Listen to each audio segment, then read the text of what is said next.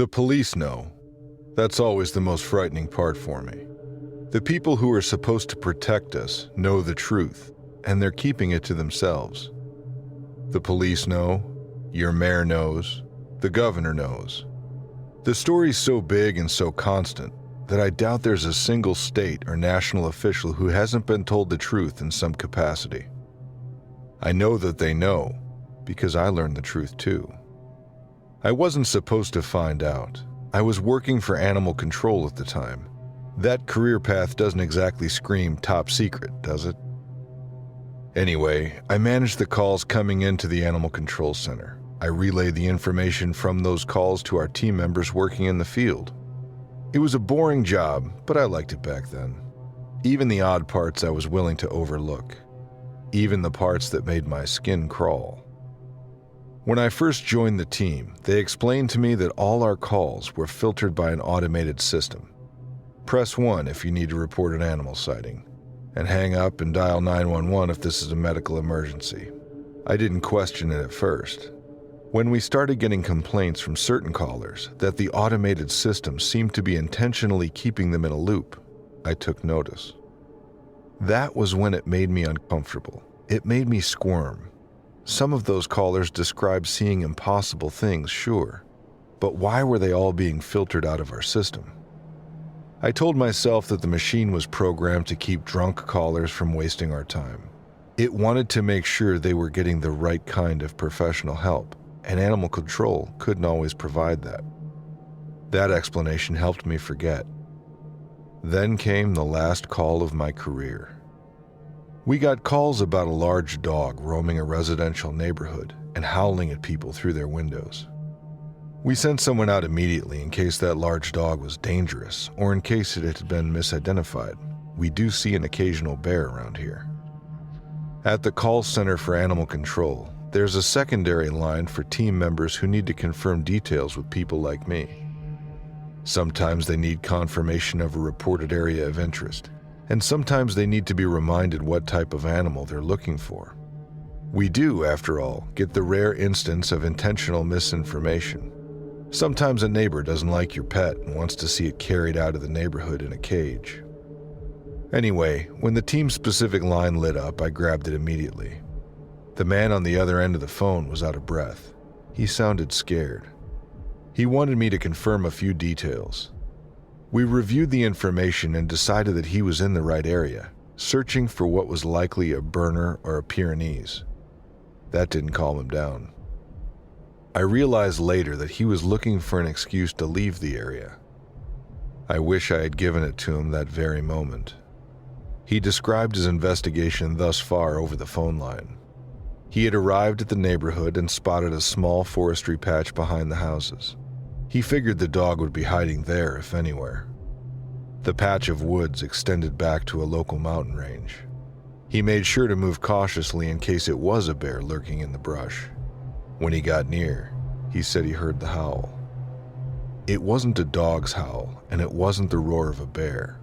It wasn't a mountain lion, which we hadn't seen in years, and it wasn't a wolf or a coyote. He described it as long-winded, high-pitched, and erratic. He said it crept into his ears and made his spine tingle. It made his body shake involuntarily. Just his description through the phone was enough to hitch the breath in my throat. I told him he should get out of there. Whatever it was, we needed more than one man on the case. He could wait for backup and resume the investigation then. He said it was too late, and my heart sank. He walked further into the trees, apparently. As afraid as he was, he wanted to know what kind of animal made that sound. It was so bizarre, he explained, that he thought it might be a group of kids playing a prank on their parents. He didn't think that the noise could have belonged to an actual animal. It was a computer recording playing over a speaker, he theorized. I asked him why he couldn't turn around if he knew now that it wasn't a prank after all. It was because he saw it, and it saw him. It was an animal, sort of. He said he saw it standing on two legs with its back against a tree. My mind went to bear, of course, but what he said next changed my mind. It was 10 feet tall or thereabouts. When it looked at him, it stepped forward and remained on its hind legs.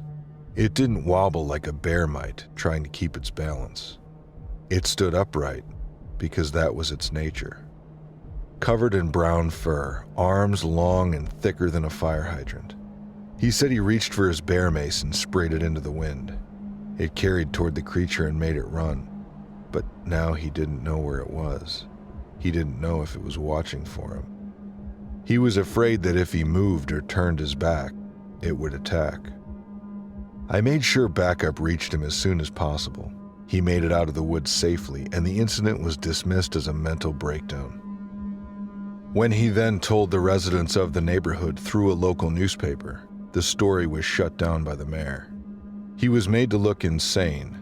I would have considered that to be true, especially since I never saw the beast myself. But then they came for me too. The police arrived at my place of work and forcefully escorted me off the premises. They said I was wanted in connection to the former employees' acts of disturbing the peace. I was disturbed, I told them. I was disturbed by their willingness to ignore what my teammate was saying. The look in their eyes told me that they knew. They knew that what he encountered that night was real, and they were afraid of it. That meant that the police, the mayor, and every other officer who worked to shut down that story was aware of the truth. They are aware, and they don't want us to know. It's connected to that automated system, isn't it? Calls of the weird and bizarre don't make it through, because they don't want us to know how many of these creatures are out there among us. I had purchased an old cabin in the thumb of Michigan. Beautiful place, especially in the fall when all the leaves change color. The cabin didn't have neighbors right next door. There was a good amount of space, and it sat on a really large lot. There were woods near the back of the lot, and you could see Lake Huron from the front of the place. It was pretty cheap when I had first bought the place, and I put some money into it to improve the whole cabin. It turned out really great. We would spend the whole summer up there sometimes, parts of the fall as well. The only issue we ever had was the local kids kept telling our kids about a witch who used to live in the woods behind the house. The girls especially would come home crying and telling us they'd never go into the woods again and they wanted to go home. I'd tell them all the time there was no witch. They were just trying to scare them. I'm pretty sure the town wasn't even old enough to have a history like that. Most witch stories happened around the 1600s and 1700s. The town of Port Austin, closest to our cabin, wasn't founded until much later. Though they'd calmed down, they never seemed to believe us totally. You could see it on their faces. I guess I should have paid more attention to those kids. It happened when I was hunting. I was out in the woods behind the house. There's a few things to hunt in the area: deer, rabbit, even pheasant once in a while. Hunting season had just started, and we already had stayed at the cabin for a few days. I was walking in the woods when I heard a strange whistling sound. It wasn't an animal. At first I thought it was someone messing around with me. I stopped and looked around and thought it would go away after that. It didn't. It wasn't a tune or a song, just a whistle here and there. It would go high, then low, then high again, almost as if it was calling something to it, like a dog or something. It was going to turn away anything I was trying to hunt, that was for sure, so I decided to follow it. It was those kids again, trying to mess with me or my kids. I knew it. I came upon a small clearing in the woods with an old tree stump in the middle. It had an old axe head buried deep in the wood, rusted orange and dark brown. I'd been there before, passing through on other hunts for years. The whistle called out again. This time it seemed like the whistle was calling me, like I was someone's dog. I looked around but didn't see another soul in the woods. That's when I heard laughter, coming from the left of me. I turned my head and saw someone moving through the woods. I called out, thinking it was the local kids, telling them it wasn't going to work on me, that I wasn't a kid and I didn't believe in their fairy tales. I could hear the laughter again, and then I turned my head to the right. She stood there, next to a tree. She wore a dark dress, her skin was pale as ash, and the sockets of her eyes were dark. In fact, I couldn't even see her eyes. Her lips were pulled back away from her mouth like her skin was tight leather. She brought one finger up to her lips, and I could hear a shush escape from her mouth. I couldn't believe what I was seeing. I just stood there. I almost laughed. I thought it was a kid in a costume at first, but when she moved, she didn't move her legs like she was walking. She seemed to glide through the grass. This caused something in my mind to break, and I turned around and ran back towards the cabin.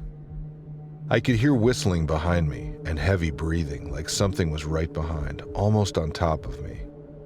It wasn't until I broke through the tree line back into my yard that I stopped hearing anything. I looked behind me, but I couldn't see anything. She wasn't there.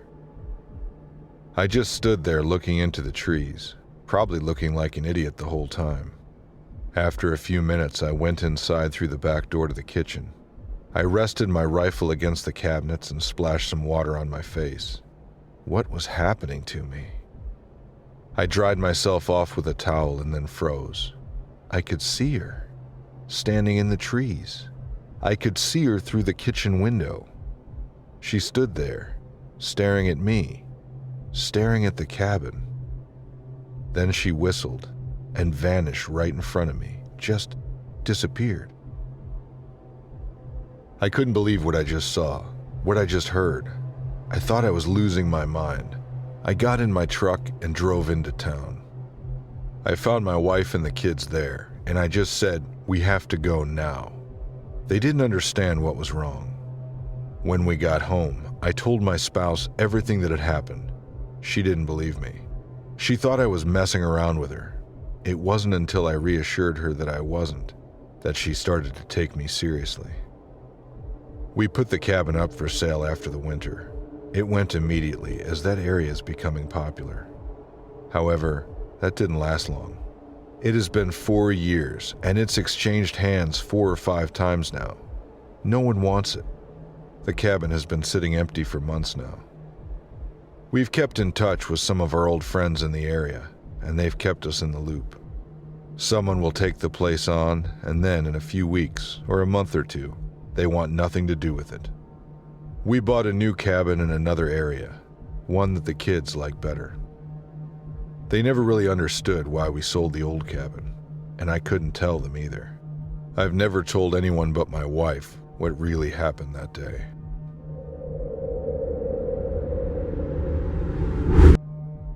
This happened over 20 years ago in Delaware County, Pennsylvania. It was a pretty long time ago, so I might be a little fuzzy on some of the details. When I was around 10 or 11 years old, I didn't really have all that many friends, so I'd spend a lot of time at my cousin's house, who was a few years older than me. Despite the age gap, me and my cousin were close, and his mom treated me like another son. Plus, he had N64 and a flat-screen TV in his basement. I'd sleep over a lot. Sometimes in the summer, I'd spend the whole weekend. Usually it was just me and him doing dumb stuff or playing video games. But sometimes his friends from around the neighborhood would come hang out, and we'd all crash in the basement. I kind of idolized these kids. They were all older than me, but still treated me like I was one of their friends. They'd joke around all the time and come up with crazy things to do. Nothing dangerous, but stuff like egging houses or prank phone calls. I loved hanging out with them. This one time when a bunch of his friends came over, they all planned to spend the night. I'm not sure how it even came up, but we all decided to pull an all-nighter. Somehow it seemed like a great idea. So that's what we did. We ordered pizza at 10 p.m. and took turns playing Mario Kart 64 for hours, until like 2 a.m.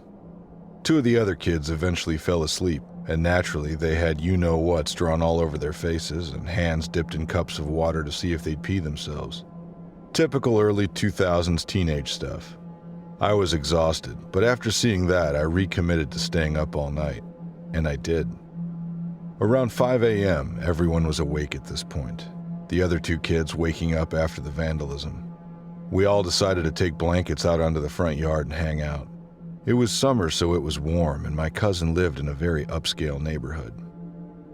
The thought of something potentially bad happening never even crossed our minds. So there we all were, hanging out in the front yard with our blankets, laying in the grass and just shooting the shit. After a little while, the sun was starting to peek out and the guys were dropping off to sleep one by one. It was just me and my cousin talking for a little while, but eventually he surrendered too. Not only did I make it, but I was the last one. I was exhausted at this point, but for some reason, just couldn't fall asleep. I was staring up at the rising sun when I saw something move out of the corner of my eye. I turned my head to face it and was very confused about what I saw. It looked like a short little fuzzy bear walking on two legs. It had this weird kind of thick-looking white fur. I didn't see any eyes, so I couldn't tell if it was looking at me. It just stood in the middle of the road, I guess facing my direction. I figured I was like hallucinating or something, so I rubbed my eyes, but when I opened them, it was still there. I didn't know what it was and really didn't think that anything that small could be dangerous. So I uncovered myself, stood up, and took a few steps towards it. As soon as I started walking its way, it did sort of a shuffle away from me.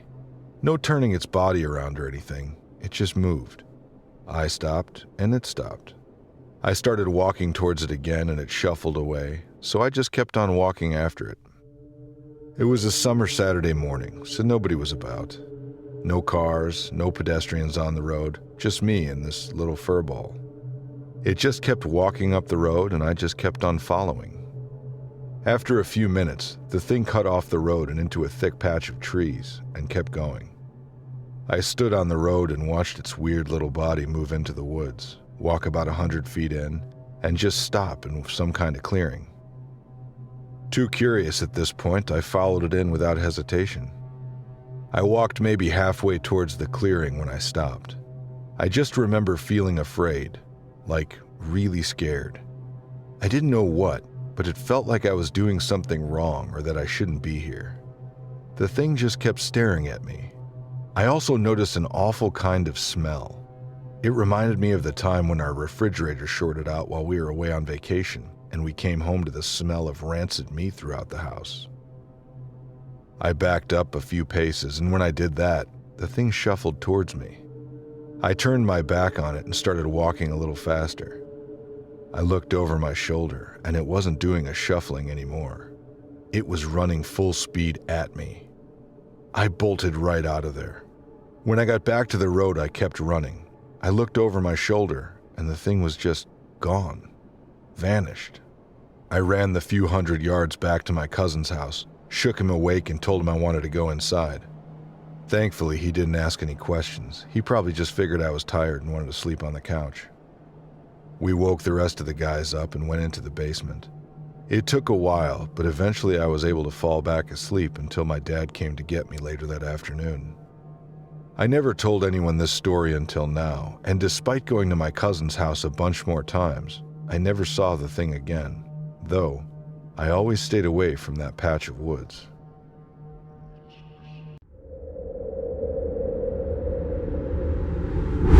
I don't work for the Park Service. Technically, I don't even work for the fire department, although my role as a volunteer firefighter does serve as the basis for my story. Volunteers in my position get called out to the national parks very rarely. If there's a fire somewhere like that, it's usually handled with more swiftness and expertise than a group of retirees can muster. Sometimes we get asked to help with the big fires, and maybe they start in the national park, or maybe they end up there, but we're rarely responding to incidents within the park specifically. If it wasn't for this encounter, I'd be saying never instead of rarely.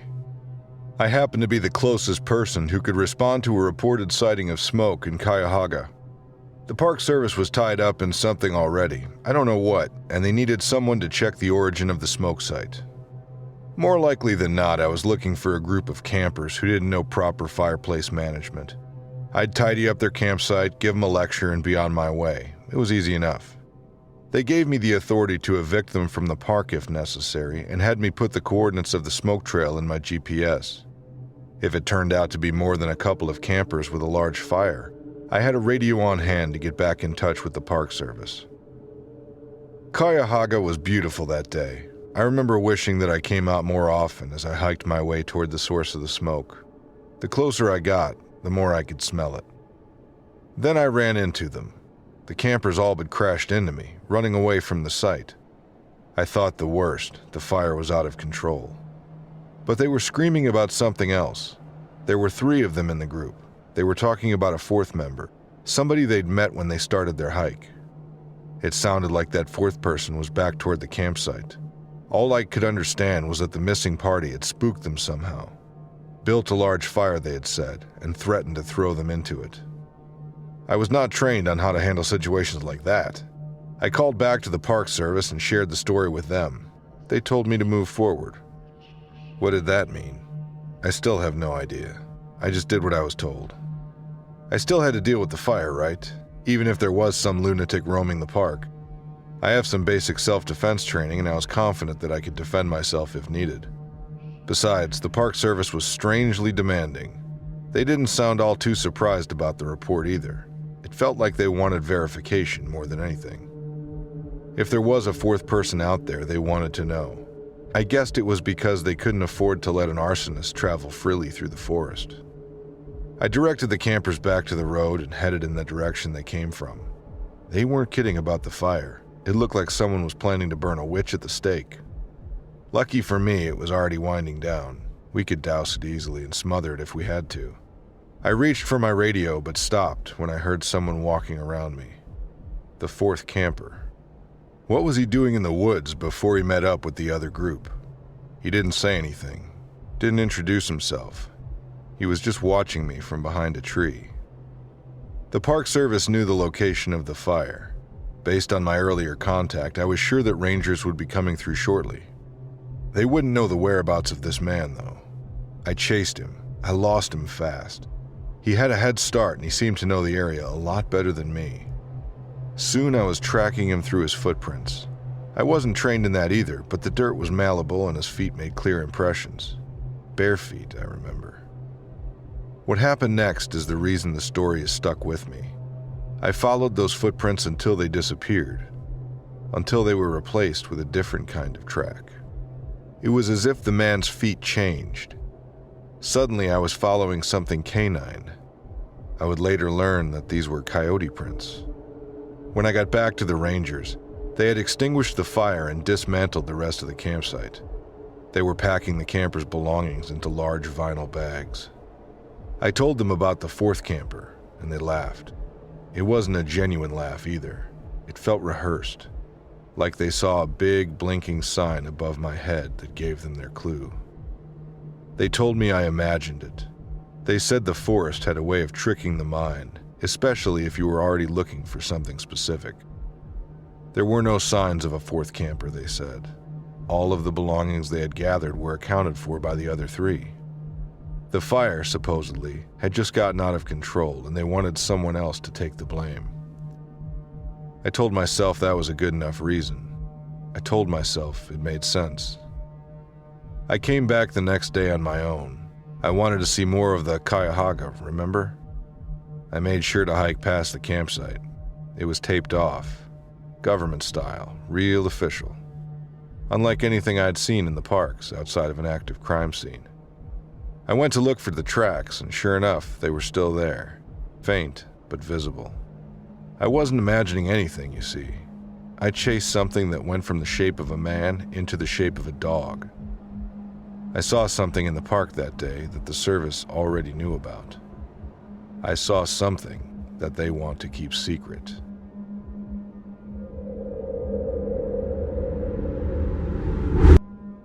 If there's one thing I don't like to talk about openly, it's my run-in with Sasquatch. Locally, I've become known as a bit of an alarmist fool because of the tale. But I swear to you and on everything I hold dear that every word of this is true.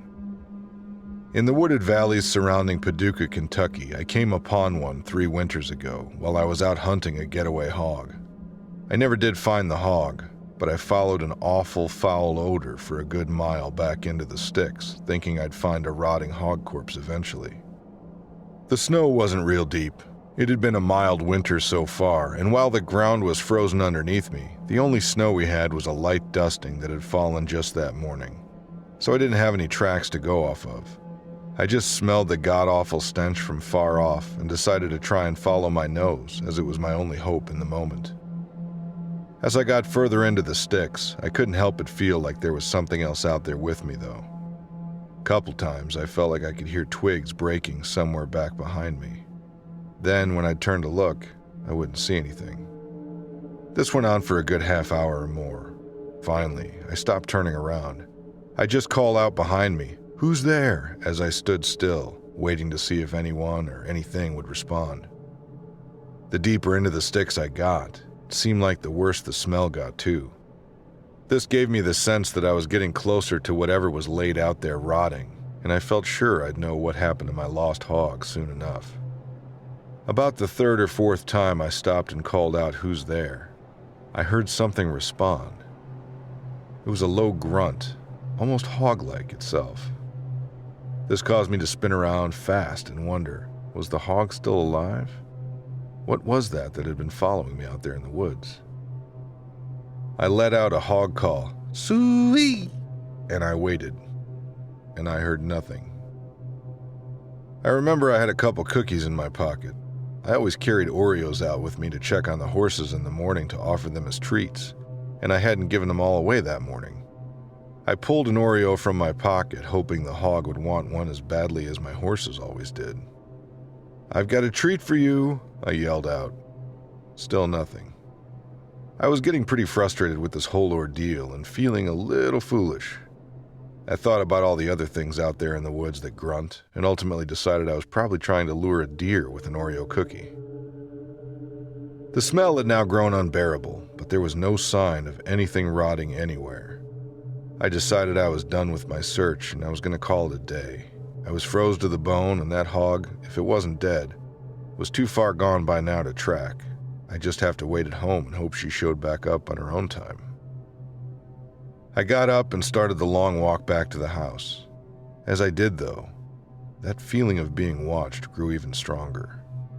Now I could sense something right behind me, and even thought I might be hearing long, drawn-out breath of a large animal or a person. I'm not ashamed to say I was scared. I said out loud, "Whatever you want from me, just tell me."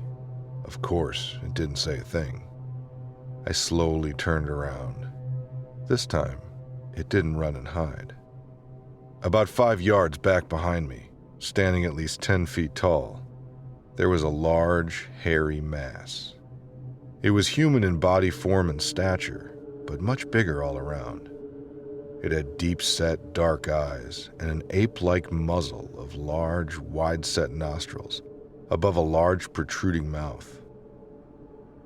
Its ears were large, but set flat against the side of its head like a human, and it was naked, but covered in scraggly long hair that had frosted, just like the trees. I reckon that's how it managed to hide so easily among the brush. Now again, this might be something I should be ashamed of, but I ain't. Anyone would have done the same thing in that situation. I felt a warmth run down my leg as I started wetting myself staring at it. I know it must have noticed too, with what my jeans darkening and the steam rising up. It got a look on its face that seemed almost like pity as it backed up a few steps. I started walking backwards, carefully stepping. I lifted my hands up and stretched my arms out to the side for balance, and also to show the thing I wasn't trying to be a threat to it of any kind. I had nothing in my hands. I didn't want to fight. As I stepped away, it dawned on me that the smell was getting less and less the further from it I got. It seemed as if the source of the smell was the Sasquatch itself, and it had been getting worse and worse as the Sasquatch got closer to me, stalking me back in those woods. Now I don't know, and I guess I never will, what he wanted. Maybe he was intending to harm me. Maybe he was just curious about what I was and what I was doing out there. Maybe he too was in pursuit of my hog. The only thing I do know for sure is I won't venture back in those woods alone again. And the next time I smell something rotting off in the distance, I'm going to turn the other way and not look back.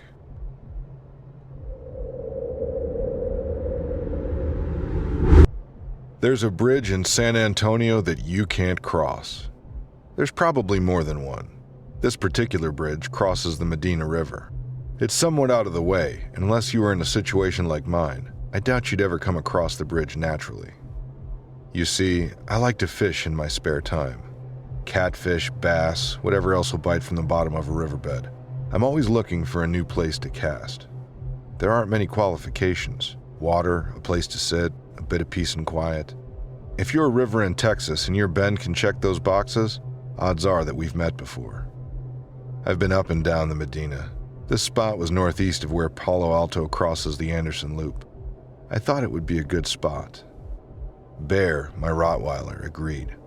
I always brought Bear out with me. He likes the mud and the trees and the wet wind that kicks up from the river.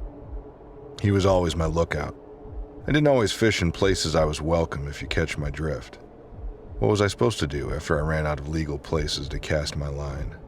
I know I'm not the only one who brought his dog to face the great unknown. Something about them just makes us feel safe, doesn't it?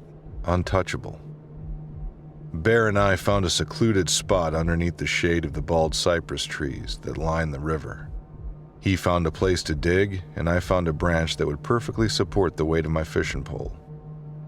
It was mid-afternoon at the time. The day was cool and the water was clear. Bear and I found enough of heaven in that spot to get us through the day. After about 2 hours, things took a turn. The fish weren't biting so much when Bear got antsy. I noticed. He started to whine. I managed to settle him down a few times, but it wasn't long before the dog was nudging me with his snout. He must have smelled something. There wasn't anything around us to see just yet. His nudging eventually got the best of me. I figured he was bored with our spot, and I stood to pack up our belongings. Water bowl, tackle box, fishing pole, and the leftovers we brought from home. Before I could finish, Bear started to growl. I don't want to assume your stance on dog breeds, and I'm going to ask you to trust me when I say that Bear wasn't the type to growl. I'd only heard him bark once or twice before that day. When he started gnashing his teeth and yapping at the trees further down the river, I knew something was incredibly wrong. I tried to call the dog and bring him to heel, but Bear wasn't listening. Whatever he was fixated on, it was more important than my voice in his ears or my hand on his back. I think he was scared. He bolted toward the sight or scent that only he had noticed. What choice did I have except to pursue?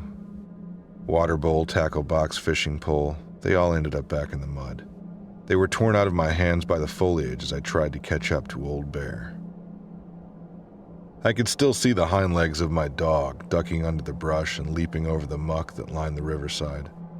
He was a familiar flash of black and brown. What wasn't familiar was the shape that he was chasing. It was about the size of a person, but it ran too low to the ground. Short tan fur kicked out behind it as it ran, flapping like a blanket or a big coat made of buckskin. If it was a person, it moved faster and weirder than any man I'd ever seen. I called Bear again. This time the bridge I described had come into view. All stone and metal, very modern, but very abandoned. Fenced off so nobody could touch it. Bear stopped. The thing he had been chasing squatted under the bridge. It was facing us by this point, defending its territory, I guess. What I saw didn't make any sense. I thought there were human limbs under all that fur. In the very least, the arms and legs bent just like a man's would. The head was all wrong, though. It was long and stretched. The eyes were bulbous and too far apart. It almost looked like a horse's head, except for the absence of fur. Its face was naked, peachy tan and scabbed up from flies in the sun. The creature peeled back its lips to reveal a wide row of human teeth. It snarled, and then it howled. Neighed, maybe. It's hard to say. The call was long and erratic, like a laugh or a sob. Bear folded back his ears and his tail fell between his legs. We ran out of there together, sprinting as fast as we could. I tripped and earned a face full of mud on the way out. We left everything we could. I could replace all those items. I couldn't replace myself or my dog if that creature came barreling down upon us. We hiked back to where we left our car and found even more cause for concern. The metal body of my SUV was dented, like someone had taken a sledgehammer to my doors. Around the outside of the vehicle, what looked like hoof prints were pressed upon the ground. I'd like to learn more about it, but I don't even know what to search for. Was it a witch? Was it a daydream? Even a little peace of mind would go a long way. But I know that I'm never, ever going back there.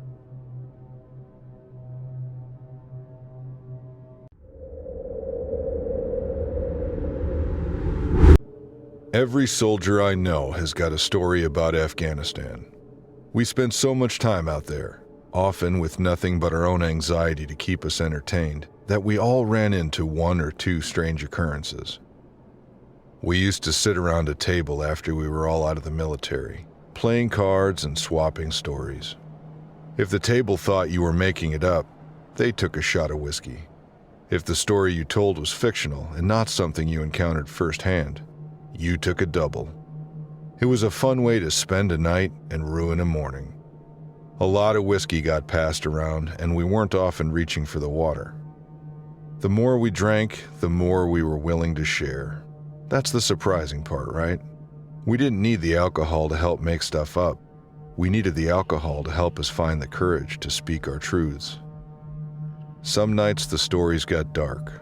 Some nights they were just bizarre. The story I want to recount to you is a bit of both. I was stationed in Helmand. I can't say much more than that. At the table, I wouldn't need to. Everybody knows Helmand. I didn't see a lot of combat while I was there. Most of my missions involved evacuation and community aid. My immediate superiors took satisfaction in spreading a positive image of the United States. They didn't want us in the ugly stuff, not if we could avoid it. Unfortunately for them, even the peaceful missions got ugly at times. When the plans went off the rails, that's when you saw what your superiors were really made of. Sometimes they'd talk you through an involving scenario without breaking a sweat.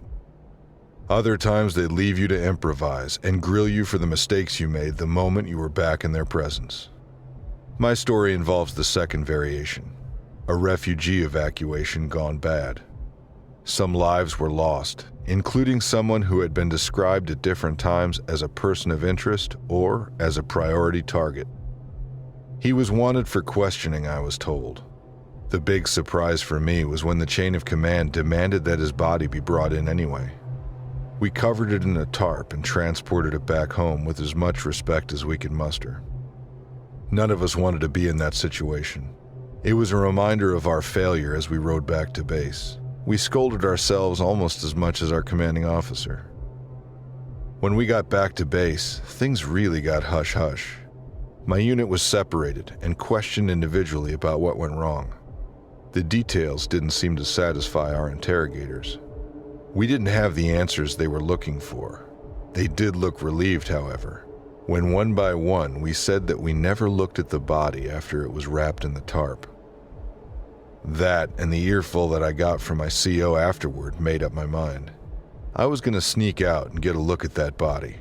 If there was something hidden on our person of interest, I wanted to know what it was.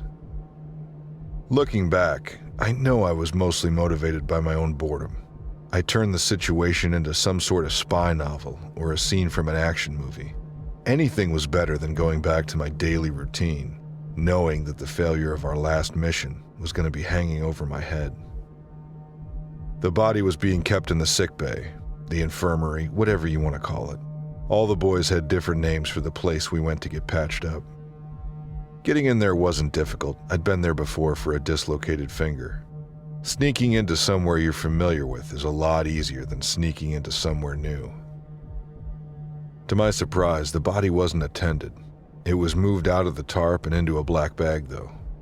Whoever was in charge must not have trusted anyone to guard the bag without taking a look inside. They should have known better. I made my way to the bag and dragged the zipper down its front, revealing the contents within. It wasn't the body we had bundled up. It wasn't a body at all. What I saw first was the head of a snake. It was the size of a man's, but there was no mistaking the ridged mouth or the slit nostrils. I saw the head of a snake on the body of a man. I could make out arms and legs all covered in scales. It wasn't the man we had found at all.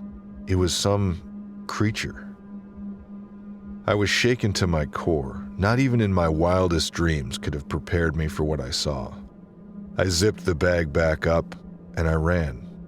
I ran to the other members of the unit and thought about telling them what I saw.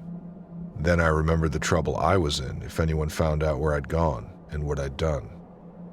If I told my friends, they would have demanded a look themselves. Then we'd all be done for. I made something else up to explain my panic. Ultimately, no one came for me.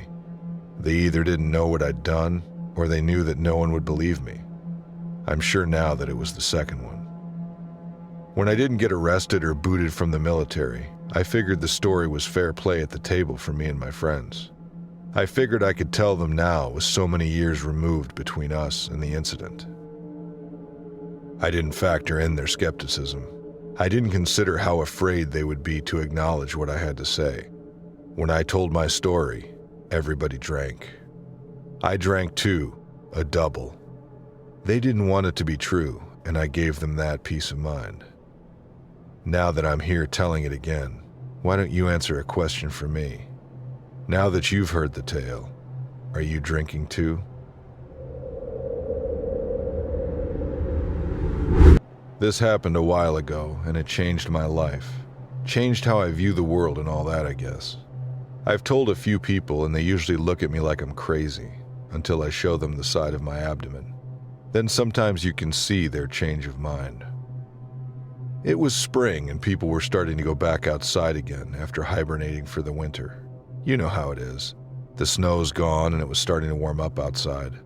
I decided to barbecue that night, steaked with baked potatoes, and we ate out on the deck.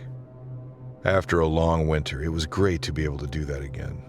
It was still getting dark pretty early, and it was still colder at night, but I just wanted to stay out as long as possible. I grabbed a cigar and started to smoke it out on the deck. I'm not allowed to smoke it in the house. I'm enjoying being outside when I see this incredibly bright bluish light coming from the woods behind my house. At first I thought maybe it was a construction crew, that they were working on the park that's about a mile in.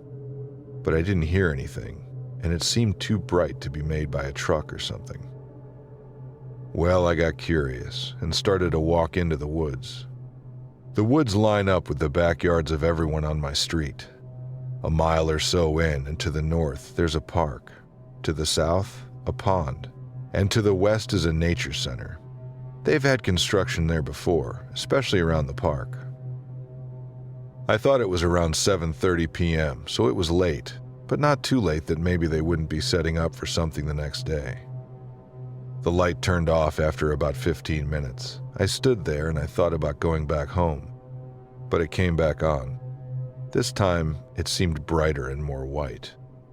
So I kept walking. I started to feel strange, though. As I was getting closer, it felt like ants were crawling on me. So I rubbed my jeans thinking I'd knock them off, and it worked for a bit, but the feeling kept coming back, and eventually it hit my arms as well. I'd rub my arms, then my legs, and keep walking. Eventually the feeling went away. As I got closer, the light just seemed to be getting brighter and brighter. I thought maybe they were powerful fog lights or something, but then it got so bright, it just didn't seem right. It was definitely coming from near the park, and I felt like if I had just walked over the small hill in front of me, I'd be able to see what was going on. When I got near the top of the hill, though, something inside of me started to panic. I felt really strange, and it felt like my legs wouldn't move anymore. That's when it happened. This force, or column of air, I can't explain it real well. Something hit me in my side, and it felt like a million needles stabbing me and burning me. I yelled, and then whatever held me let go, and I dropped to the ground. I remember rolling around in the grass. I thought I was somehow on fire and I had to put the flames out. That's how hot I felt. It was so intense, and it hurt so badly that I guess I passed out for a few minutes. I'm not really sure. I remember laying on the grass and opening my eyes, and then staring up at the sky and trees around me. Then something flashed above me, just for a second, but it burned my eyes to look at it. I couldn't see anything for a few minutes. but eventually my eyes adjusted back to the darkness of the woods. I got up and I was dizzy and a little nauseous, but I managed to walk back up the hill. I get to the other side, and there's nothing there. No machinery, no lights, no sign of anything happening. I didn't believe it. I looked around and saw nothing but an empty park. I walked back through the woods home. Eventually, the dizziness and nausea went away. When I broke through the tree line, though, back into my backyard, there was a mess of cops waiting for me, and they're standing there with my wife.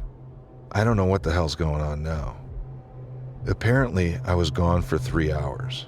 My wife didn't know what else to do. She came outside, saw that I'm gone, so she called the police. They asked me a bunch of questions, and I didn't really know how to answer them. How do you explain yourself after seeing what I saw? It was my side that gave me away. My wife goes to hug me, and I cringe from the pain. That's when I noticed that my clothes were fine. Nothing was burned or messed up in any way. We go inside into the kitchen, and she lifts my shirt to see what's the matter. That's when she backed up and put her hand over her mouth. It was like a checker pattern. The lines were white, and the checkered parts red and burnt. It was all over the side of my abdomen, from my armpit all the way down to the very top of my hip. Just the one side. I felt like an idiot telling the police I have no idea how it got there. That's when I just let out the whole story. I told them everything. My wife got a burn cream we had for sunburns and gently applied it to my side as I told the story. They seemed to write it down, but they kept shooting looks at each other. I don't know what happened to me. The burns healed mostly, but there's still a slight scar in the pattern of the burns.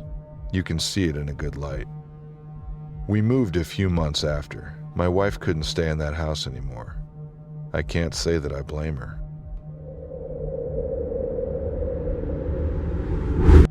My grandpa told me this story ever since I was a little kid, and it's always freaked me out.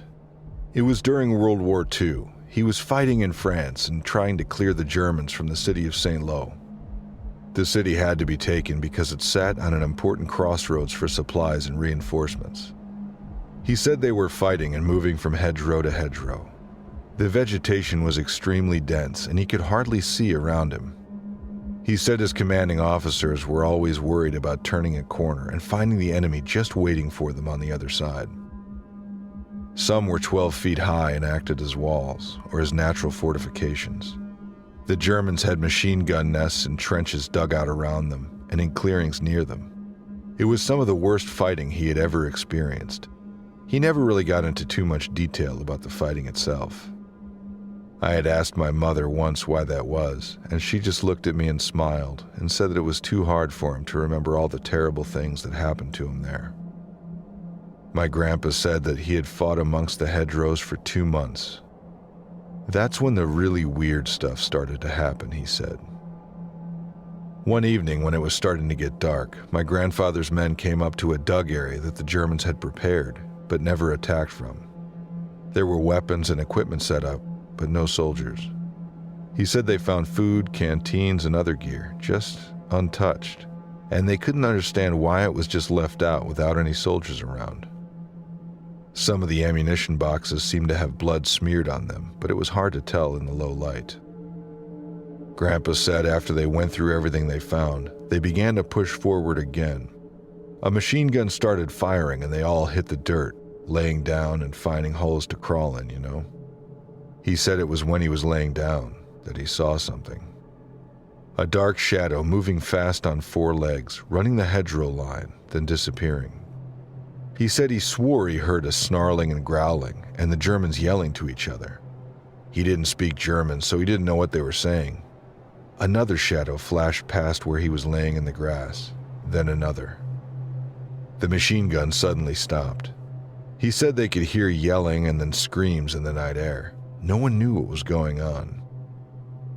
With the machine gun stopped, some of the soldiers began to throw grenades into the trenches and holdouts, blasting the machine gun nest to oblivion. It didn't matter, he said. That's when a look always overtook my grandpa. Half confusion, half horror. His eyes shone like glass.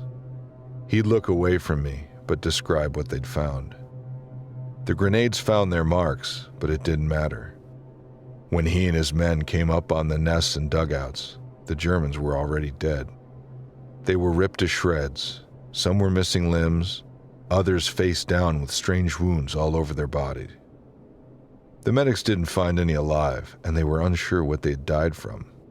It wasn't shrapnel, though they all kind of had some from my grandpa's men throwing in the grenades. They weren't killed by bullets either. It was like an animal found them and tore them to shreds. My grandpa told his commanding officers what he saw. They didn't believe him, though, not with all the gunfire, mortars, and other explosions going off around them. There would be no way animals would be roaming these hedgerows, not until the gunfire stopped. He supposed they were right, but he couldn't shake what he saw. It was confirmed later on, late into the night. Howling, yipping, barking. They heard it all during the night, but they couldn't see a thing. They had heard growling and snarling as well. Heard things move around them, some as close as a few feet or so. They moved on the next day, getting closer and closer to St. Lo. He said that they fought all day and were exhausted by the night, but they had moved in and around some farmhouses that had been blasted apart.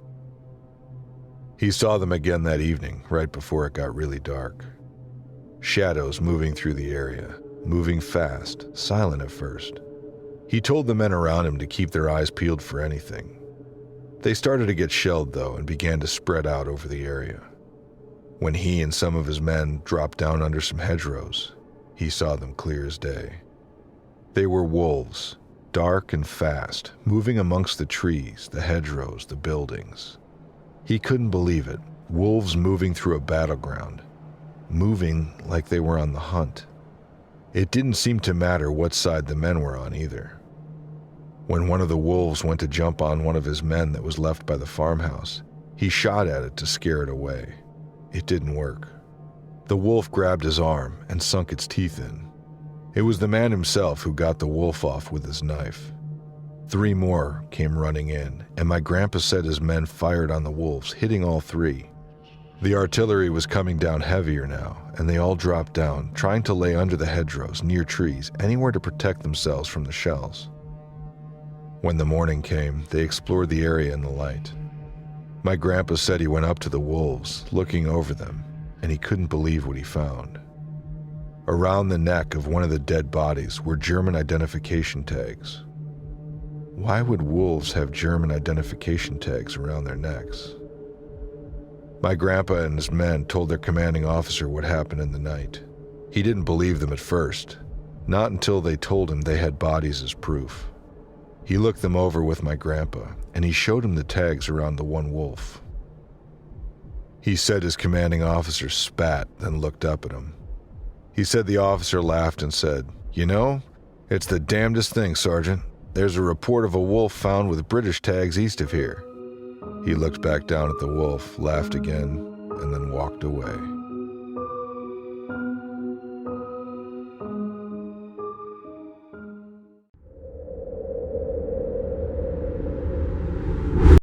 I dug up something I shouldn't have.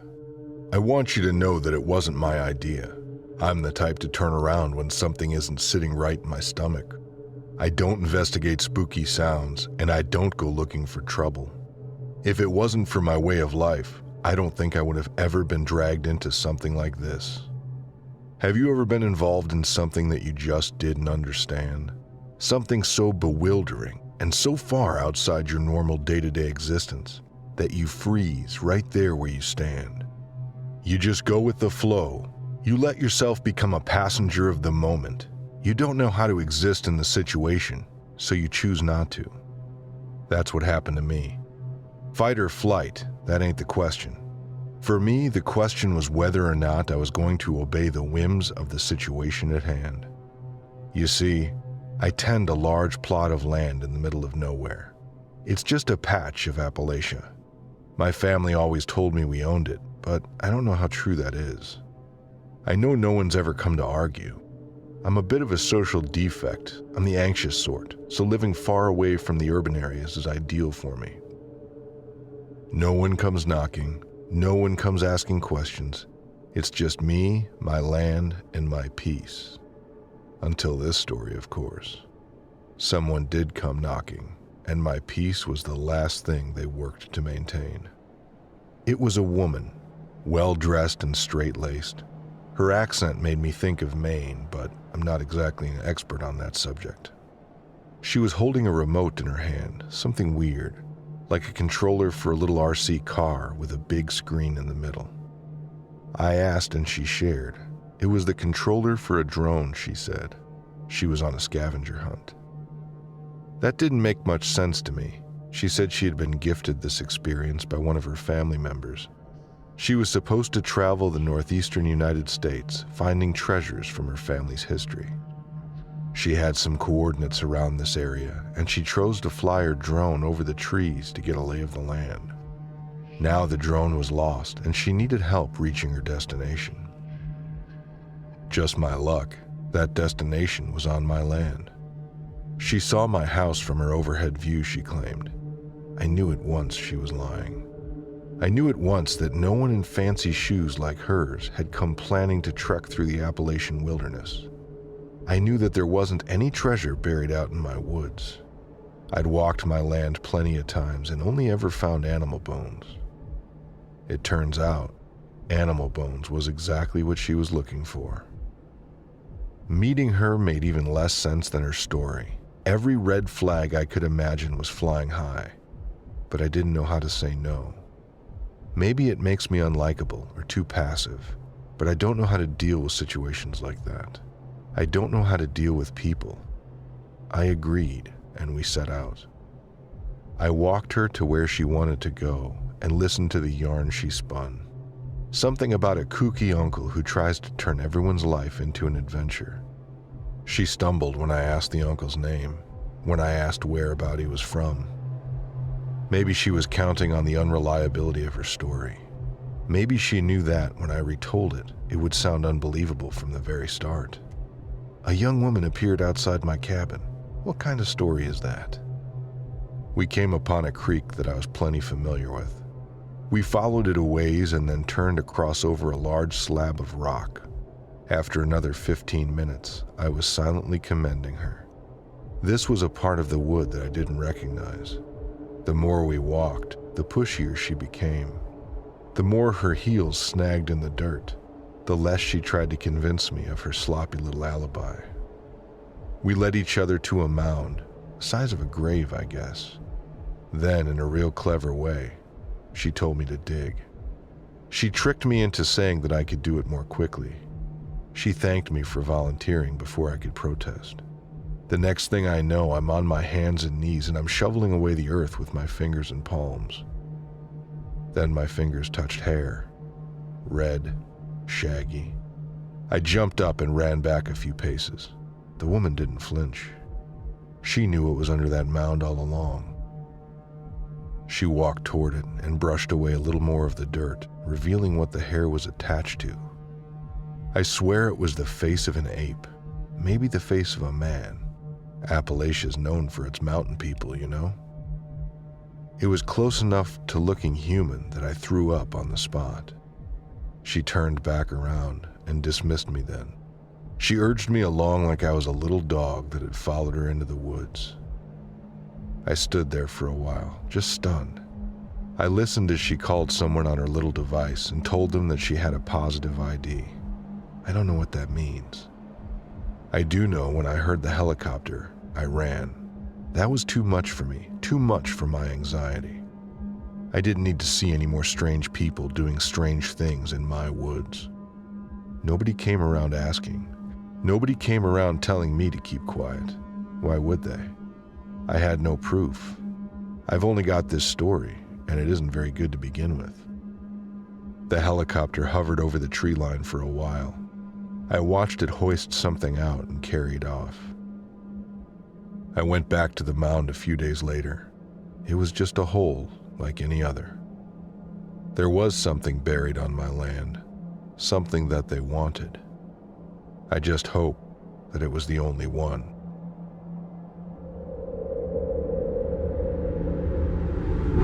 My friend and I had a big cabin trip set up for her 30th birthday.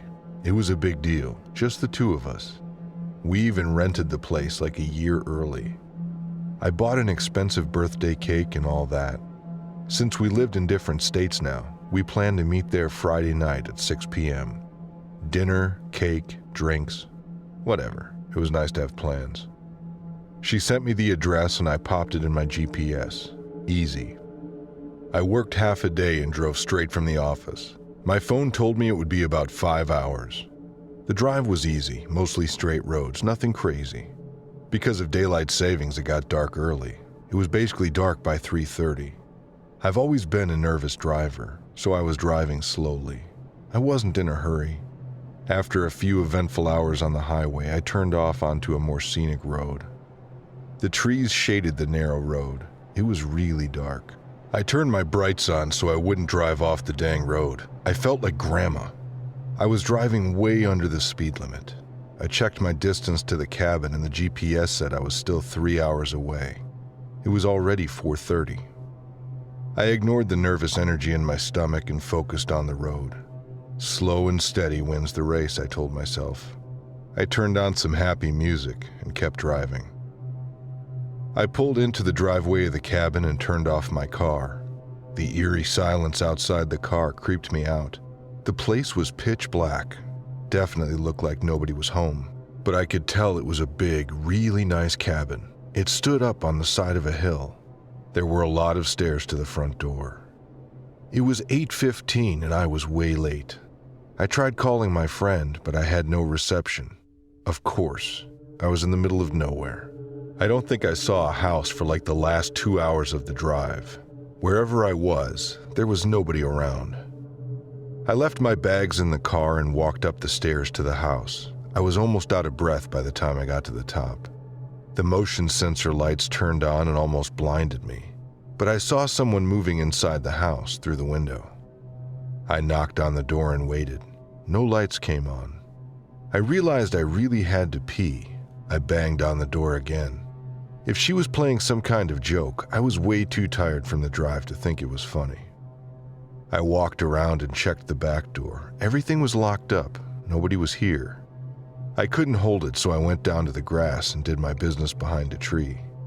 I was pulling my pants back up when I heard a weird clicking noise. I stood up and listened. I thought my friend might have arrived, but I would have seen headlights. It was totally dark and quiet. I had nothing else to do but wait. I had no plan.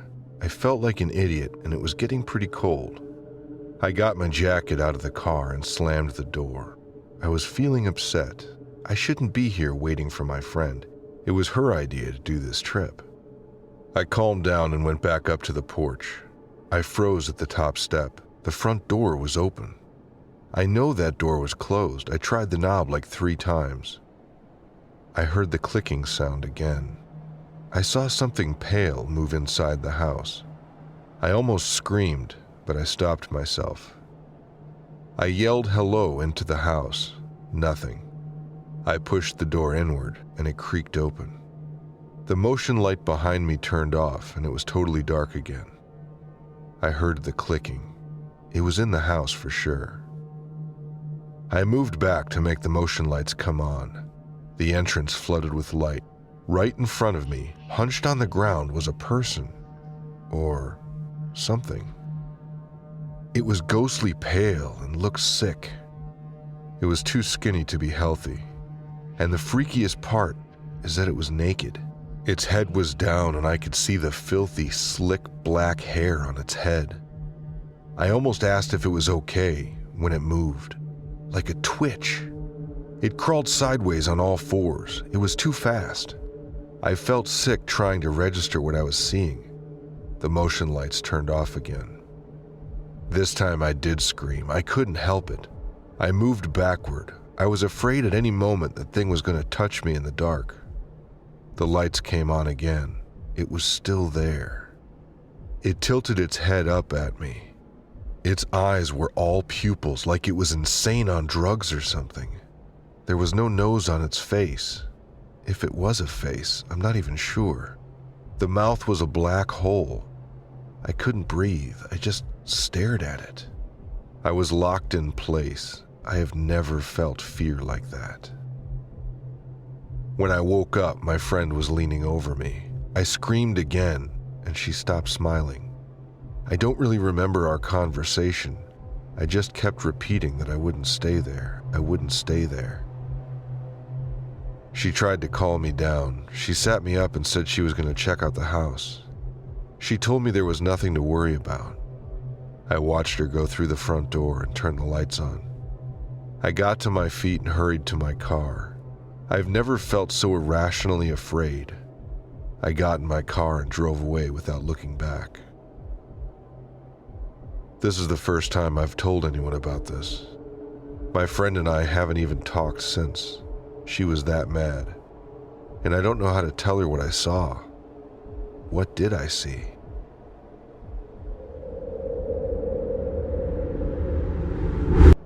I live in the Northwest. There are trails everywhere for hiking and sightseeing. I live in a small town between Seattle and Olympia. I'm not going to say the name, but if you know the area, you might be able to guess. Anyway, long walks and hikes are part of my regular routine. I usually go with a friend, but she wasn't feeling well, so I decided to go on my own. No big deal. I've hiked these mountains and cliffs 100 times. It was early in the morning and foggy. The sky was a flat gray. I brought a jacket. Rain is common out here. The area I went to is pretty desolate. The only people who really hike the trail are the more serious hikers and people who know the area.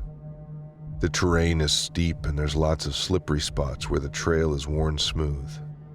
There are other ways up, but they're rocky. That's just as hard in the rain. As the fog dissipated, it started raining. At first a drizzle, nothing out of the ordinary. Then it started really coming down. I slopped up a muddy incline and tried to escape the rain under a dugout space with exposed roots. It mostly worked to stay dry. Well, dry enough. But the rain was really coming down. The path became a gutter. I was basically just waiting out the downpour when I heard something. I thought it was maybe some brush falling from the weight of the rain. I couldn't tell where it was coming from. I listened out for any more sounds, but only heard the hammering rain. A few minutes later, I heard crashing again. This time it was followed by a cracking sound, like a tree had been snapped. I felt a wave of nerves flood through me. I watched in disbelief as a smallish tree tumbled down the path and past me. I jumped back further under the mud awning I was under to stay dry. I slipped in the mud and started sliding down the trail. By the time I could stop myself, I was filthy with mud and soaked through my jacket all the way to my skin. I heard another loud cracking sound. I thought for sure another tree had snapped and was going to tumble down the trail and crush me. Before I could prepare myself in case that happened, I heard a nasty growl from somewhere up the trail. It was so startling and loud that I lost my grip on the branch I was hanging onto. I slipped again and laid on my stomach. The growling continued. I racked my brain. I hiked these trails every weekend for pretty much my entire adult life. There's no wolves or bobcats or anything. It's a safe area.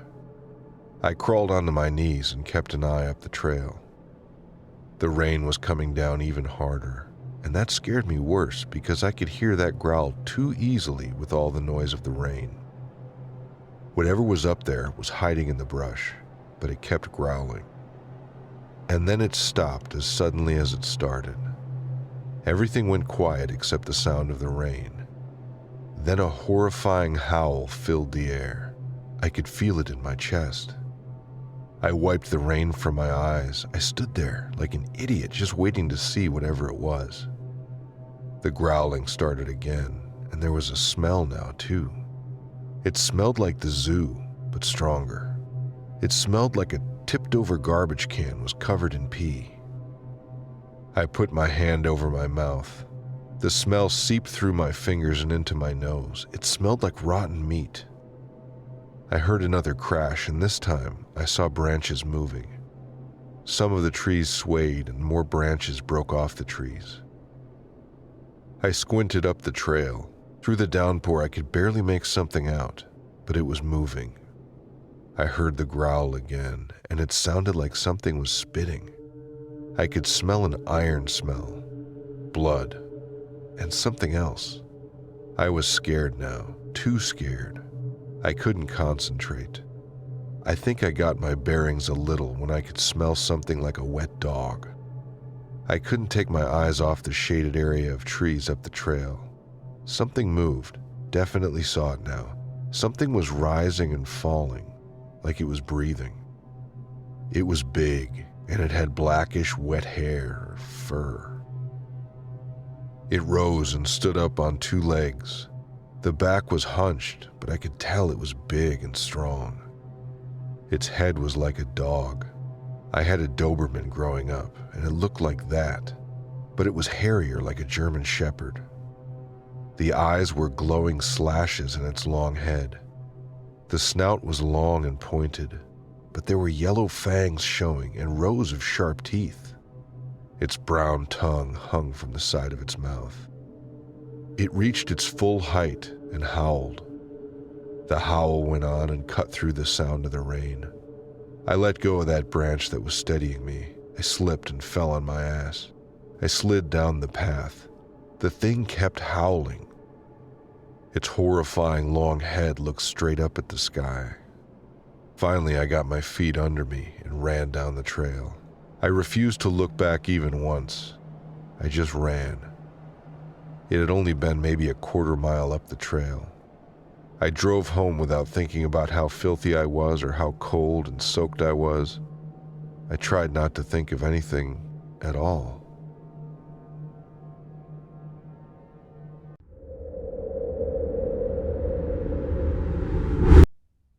I used to close my eyes and imagine what retirement would look like.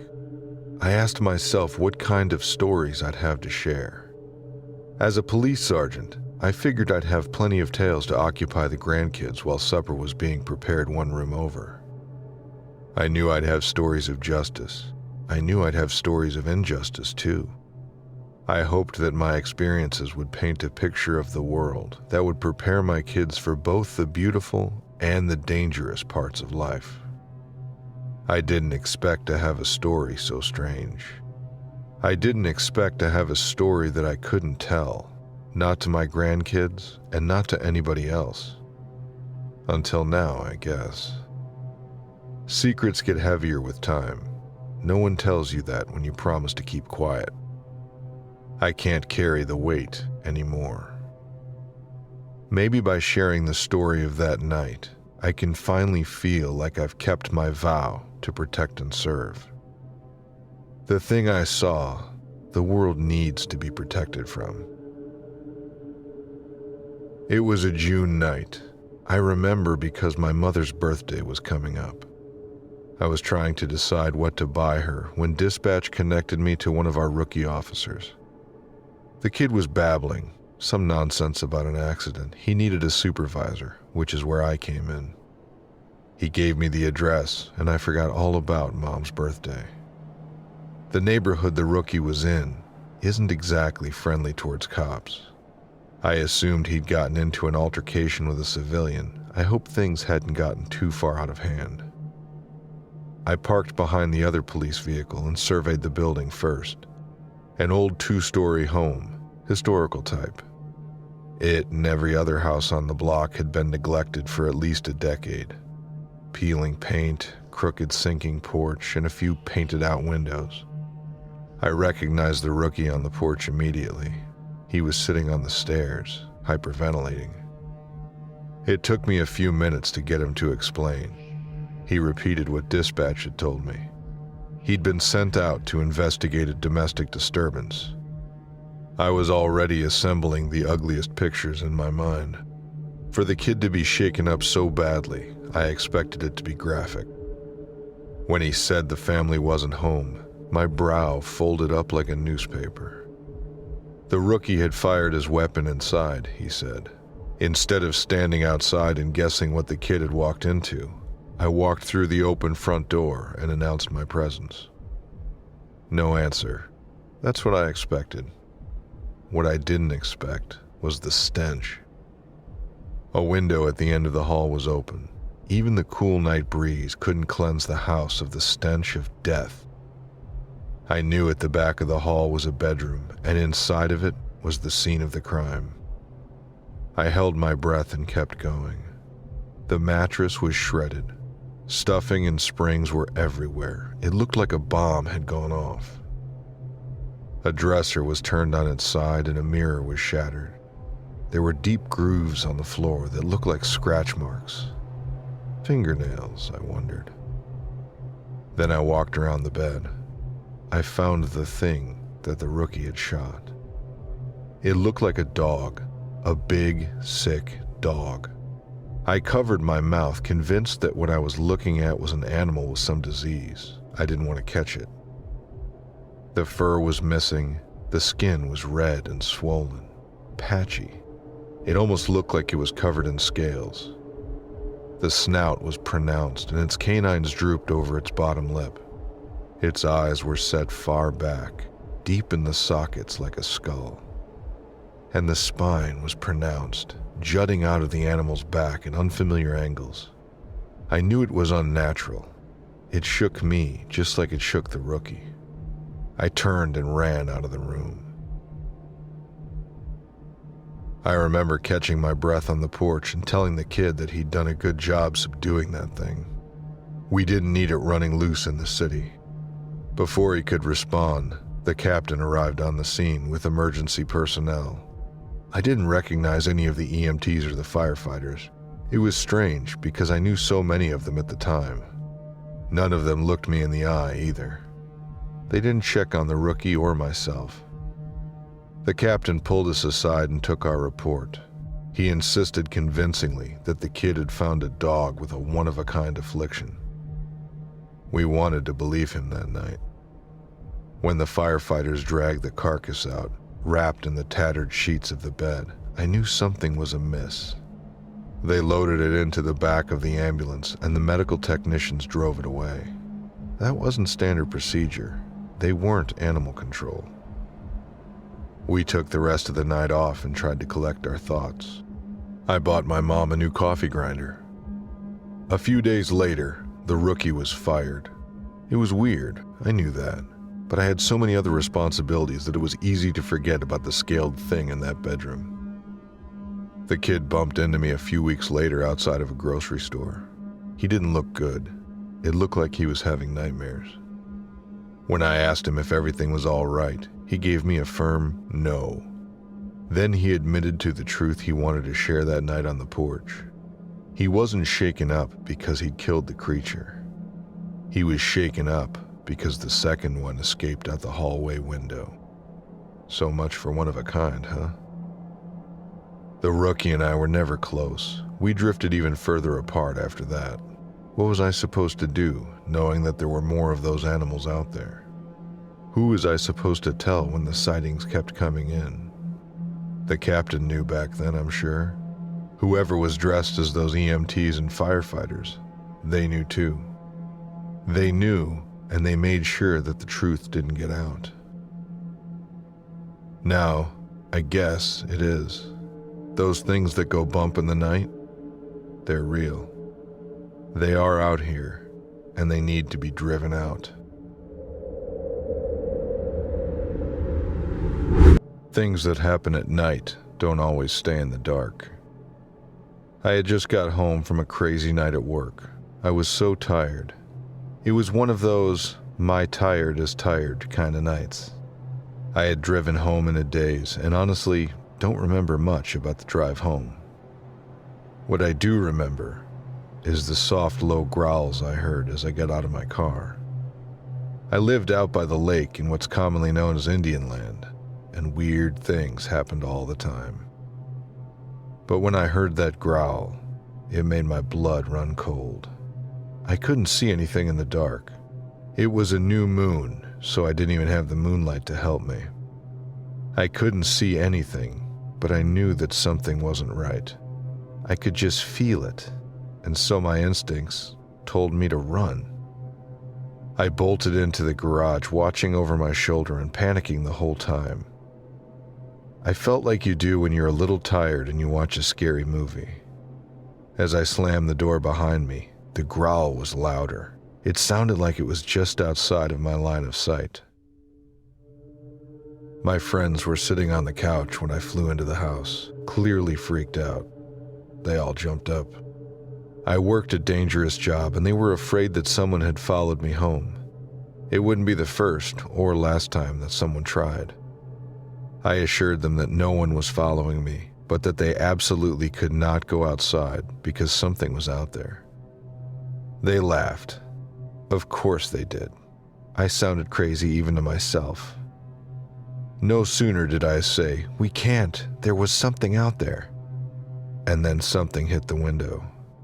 We had some of the curtains shut, and my ex went and peeked it out, immediately jumping back towards us. Whatever I couldn't see before was obviously visible now. I screamed like a little girl when we heard scratching at the back door. I'd never been so terrified. I still didn't understand what it was, but I knew it couldn't be good.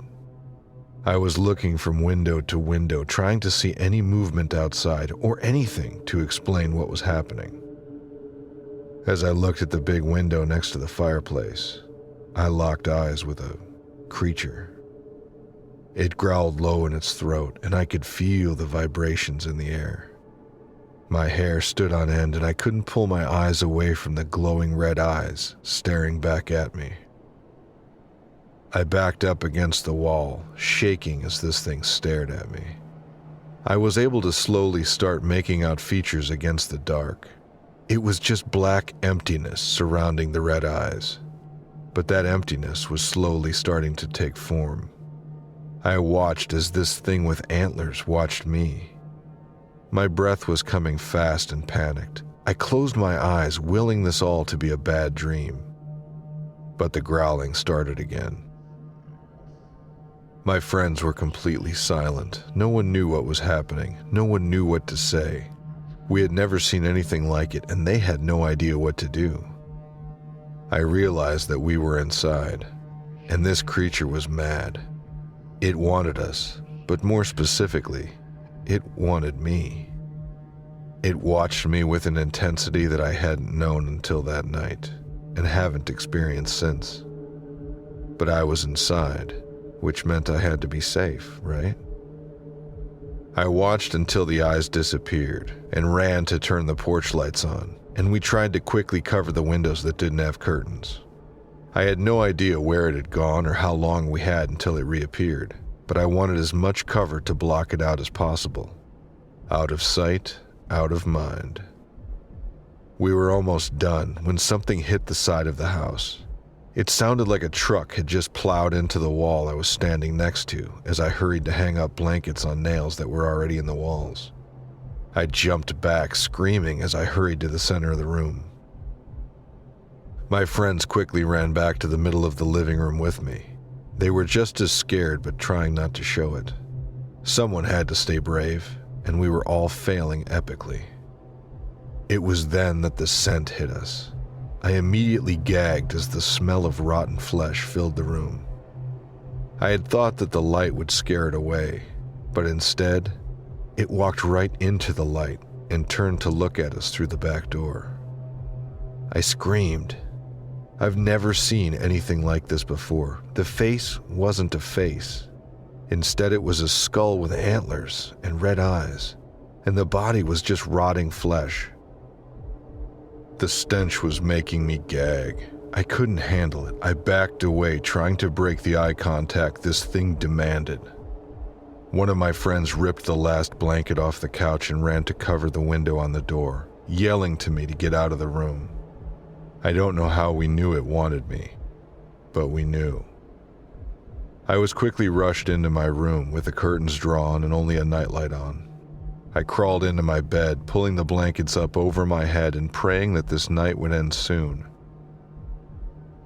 One of my friends stayed in my room with me and turned the TV on in an attempt to drown out the growls and snarls coming from outside. I don't know how long I stayed curled up in my room before it was suddenly silent. There were no more growls, no more slamming into the outside of the house. It was just silent. After a while, I was able to fall asleep, but I never went anywhere after dark alone again. I'm a big hiker, and I used to do a lot of hiking alone. I don't as much anymore, especially after the encounter I had. It actually changed my behavior a lot. I'm much more careful now, and I actually carry a gun now. Guns are kind of a disputed thing in the hiking community. Some people say that if you're smart and follow the guidelines, you'll never need one.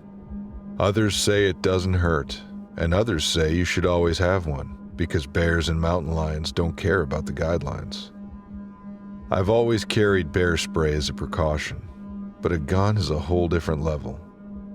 You see, that's the thing about life. You could live your whole life thinking and believing one thing, like, I don't need a gun while hiking. And then something crazy happens and your whole perspective changes. Now my perspective is, I need a gun anytime I go into the woods. I suppose that my perspective on life has changed in more ways than just that as a result of this encounter. I went my whole life thinking, there's nothing weird in the woods. And now I believe there's definitely something weird in the woods. I live in Northern California. When people think of California, they think of surfing and the Pacific Oceans and liberal politics. Where I come from, we don't fit that stereotype. There are no surfer dudes giving you a hang loose and voting blue. Northern California is very mountainous and fairly remote. People here are old-fashioned, and we like the traditional way of living. Now, I'm fairly young, so I have some issues with the traditional way of living, but I think there's some legitimate wisdom in a lot of it. It was my grandpa that first brought me out into the woods and made me fall in love with it. Now that I think about it, he always carried a gun. Because things are so traditional out here, there are a lot of stories. People haven't forgotten about that footage that was on the news in the 70s. The town I live in, Grayling, is pretty far from where that footage was shot, but people talk about it nonetheless, like it happened right in their backyard. I always thought they were just stories that people told for fun, just stories for hanging out around the fire or in the woods, just stories to teach little kids to be careful in the woods and at night. My encounter began like any other hiking trip. It had been a long work week, so I just wanted to get out into the woods and unwind a little. Lose cell service to gain perspective, as those dumb tourist t-shirts say. My plan was to drive a few hours out to a nearby canyon, hike out a few miles, and then pitch a tent. I was by myself and planned to just spend some time alone, thinking and relaxing. The canyon is called Big Pine Canyon because it's relatively wide and has a flat, forested floor. It's a great camping spot, but not well known. The locals have managed to keep it a secret, so there are basically no tourists that know about it. I parked the truck and hiked out. It was relatively uneventful. I took my time enjoying the remoteness of the valley. I didn't see a single other person, and there were no other cars in the trailhead lot. I pitched my camp, made a fire, and went to bed. It was peaceful and uneventful. Until the next day, which had enough eventfulness for a lifetime. From the second I woke up, things were anything but peaceful. That's because I woke up to a knocking sound, like someone was hitting a tree trunk with a big stick. Normally I'd write this off as random forest noise. Weird things happen in the woods, and they come with weird noises.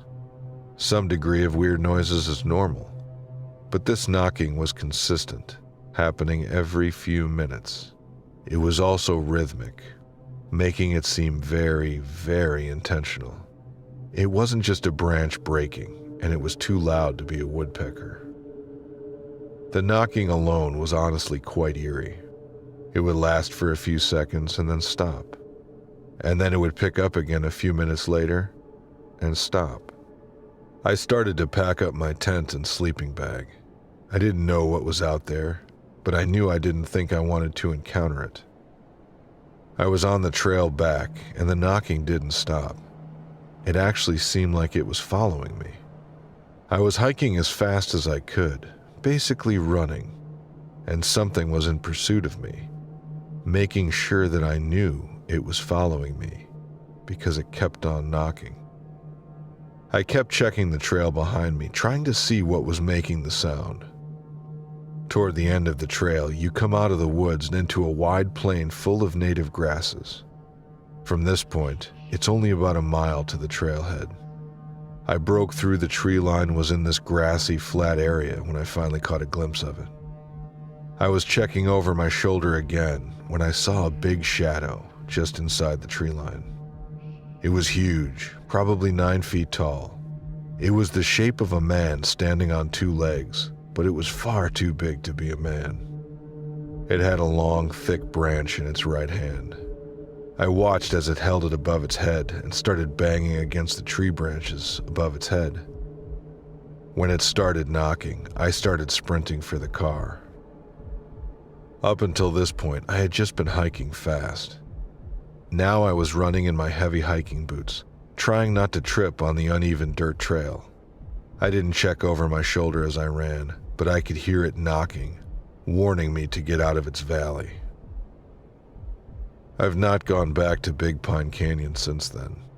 Something else lives there, and obviously, I was trespassing. It gave me a warning to get out. I'm not going to test its patience.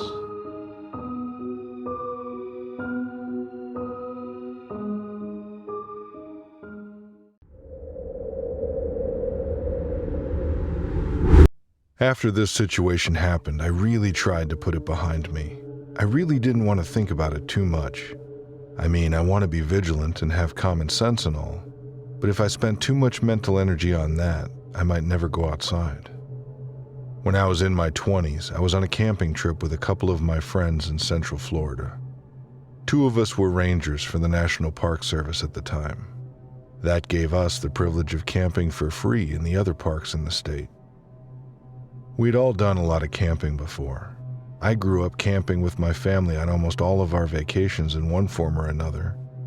We'd camped all over the state of Florida and were very familiar with the environment. On this trip, we were camping in the youth area since it was empty that week. It was quieter and more isolated than the regular campsites. The first day, we just spent our time reading and relaxing and whatnot. Some of the rangers on duty came by to shoot the breeze with us. When you work for the Park Service, you tend to acquire a lot of weird stories to tell. We hung out for a while, and then me and my 2 friends got busy with our dinner prep. It was a quiet night. The second day, in the afternoon, we were all sort of spread out in the area of the campground. We were all within shouting distance of each other, but also enjoying a little solitude. I was collecting firewood. Every now and then, I started feeling like something was watching me. But it wasn't super uncomfortable, just a weird sensation. I'd look around, but I wouldn't see anything, so I'd shrug it off and go back to what I was doing. Later on, around sunset, we had the bonfire started. One of the rangers who lived on site about a quarter mile away came over with a truckload of firewood and some fish he had caught. We all sat around talking and grilling our food. After dark, when it was about 9, we started hearing what sounded like a bunch of people fooling around on one of the trails a little distance away. Since the trails were supposed to be closed at sunset, the ranger and my coworker drove off to shoo them back to their campsite. My other friend and I were just relaxing around the fire, taking it easy, mostly enjoying the night and the peace and quiet.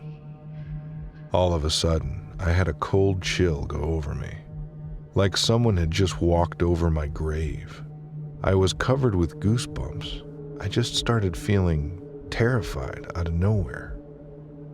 I tried to ignore it, but it kept building. I didn't want to say anything to my friend in order not to scare her, but then we both looked over at each other at the same time. She said, "Do you feel that?" I said, "Yeah. I think maybe we better go to the car." We both felt like we were in danger, but we had no idea from what. We started walking at a casual pace, not wanting to appear scared. We only made it about 10 yards before I felt something staring at me from behind and to the right. Immediately, my senses went on red alert as I quieted my breathing so that I could listen into the foliage. I could hear a shifting of the environment just beyond the edge of the path. It was subtle, but I could tell by the sound that whatever it was sounded large. My heart started beating faster, but I tried to tell myself I was being too paranoid. I was thinking it might be a boar, or God forbid, a Florida panther, which are rare, but still, people see them once in a while. I could feel the energy moving behind me. I felt like we were being stalked, and I pressed my hand on the fixed blade I had hanging from my belt. I risked a look behind me and saw something pale and thin just off the edge of the path. It was crouched down on all fours. Even in the hunched down position, it was huge.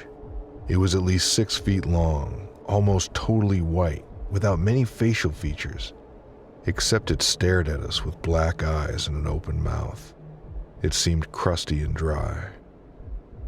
When I looked at it, it started making a clicking sound. We were about 15 yards from the car when my friend and I looked at each other again and simultaneously broke into a dead run. When we reached the car and jumped in and locked the doors and turned on the headlights, my pistol was in the car and I sat there holding it, but my hands were shaking so badly. We both just sat looking straight ahead. I don't know how long we sat there, but at one point we were both sure we saw something slinking away. It was like we could actually feel that energy pulling away. I called the ranger and tried to describe what we'd seen. He could tell by the sound of my voice that I was seriously messed up. I've never been that scared before or since. I have faced a lot in my life, wandered around the woods and all, and nothing has so completely terrified me like that. I don't know what it was, but I'm still convinced we were in danger. We did end up sleeping on the ranger's living room floor that night and collected our gear the next day.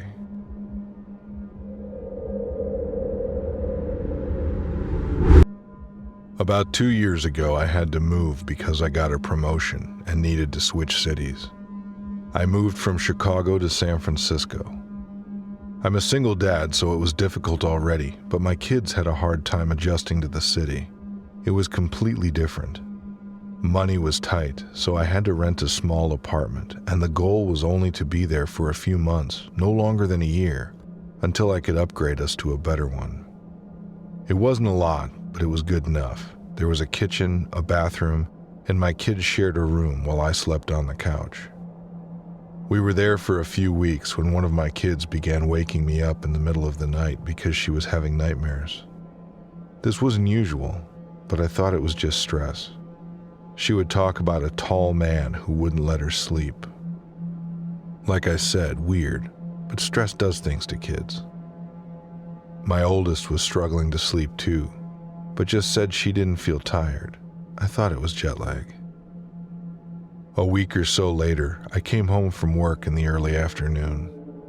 I get home before the kids do, so I try to make them their snacks. I was in the kitchen when I heard what sounded like footsteps behind me. There was nothing there, but I thought maybe I heard the neighbors. I turned the stove on, and suddenly it was like I was shoved. My sleeve caught fire, but thankfully I wasn't hurt. When my kids came home that day, my youngest was pale and shaky and had a fever. She spent the whole night screaming and yelling about the tall man. Throughout the night, things just got weirder. Doors opened on their own. Plates were smashed on the ground.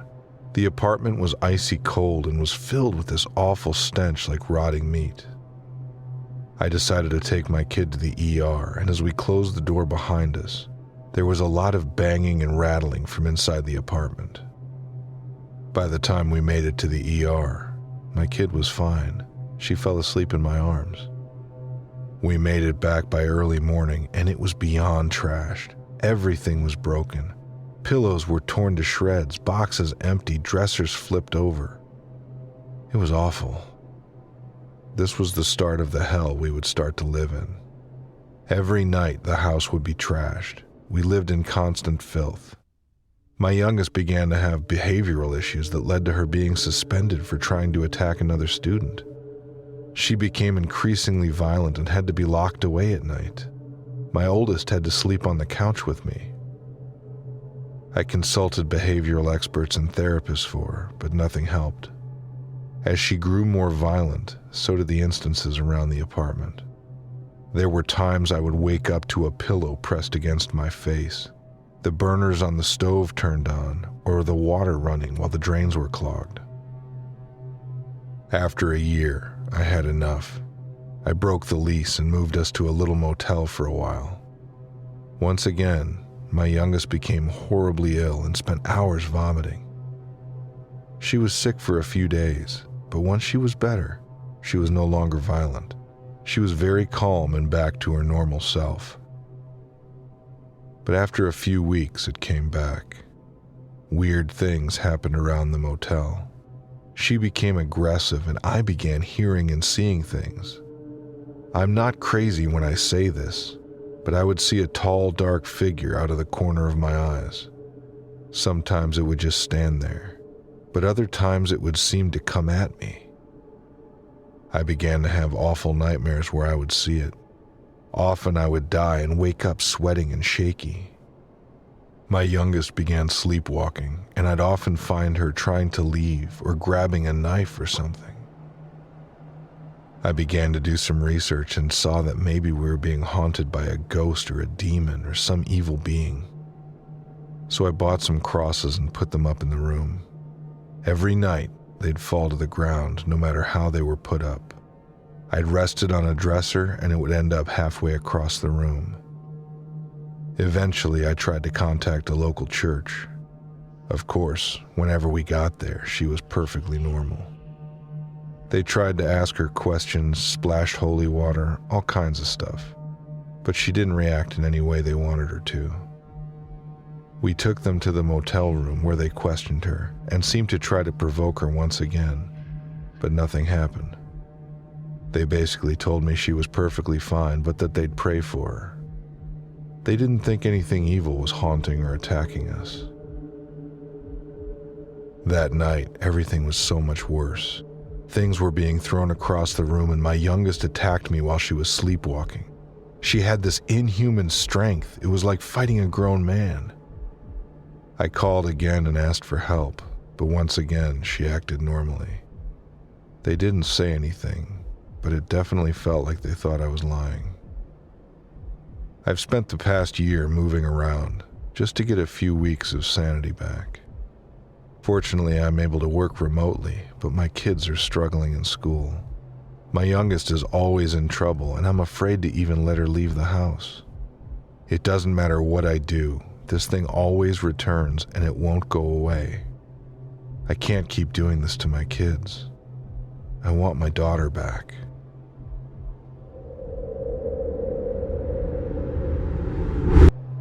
About 5 years ago, I found myself working in a corporate office in the middle of nowhere. I'm not going to mention specifically what state it was in, because the details will make it obvious to those who knew me that I'm the one they need to be looking out for. When I was in my early 20s, I took a job as a prison officer. It was a position lower on the totem pole, but pretty intense. Every day there was a possibility of being seriously harmed by the inmates. It was hard to know which of them you could trust when, in reality, you really shouldn't trust any of them. After 2 years working this job, my girlfriend at the time started being vocal about how concerned she was for my health. I was sleeping poorly, stressed out all the time, and getting sick often because I was so run down. We'd been talking about starting a family, and she wanted me to take better care of myself. I'm sure being with someone who was around dangerous people all day also had a stress level of its own, so eventually I agreed to start looking for other work. After about 6 months of job searching, I got lucky and landed an interview with a security company. It was sort of local, about a 45-minute drive from where we lived. To paint a picture, this city was in the US and known for being hot and dry. There's not a ton of vegetation, but there's a lot of red rock.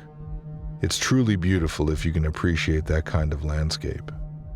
Since then, I've moved back to the East Coast where I grew up and come to terms with the fact that I'll probably never see that place again. I went through the interview process, which was intense, but made sense for a security job. I was able to skip a few things because I was coming from the Department of Corrections. Basically, they had my prints on file, an extensive background check. I had to be up to date on all immunizations and trained to handle extreme situations. But I got the impression from the interview that this job would be pretty chill, mostly sitting at a desk all day and checking people in. The first red flag should have been that the pay was so high. Actually, a little more than I'd been making at the prison, but I was happy to take it. For a few weeks, I was relaxed before my start date, and then I made the drive to what would become a very memorable building. The building was a high-rise of 15 floors. It was in a small compound, but nothing else was nearby. It wasn't technically in a town at all. The compound had concrete walls around it, and you had to badge in at a gate. This was weird, but not totally uncommon. A lot of tech companies use this kind of security too.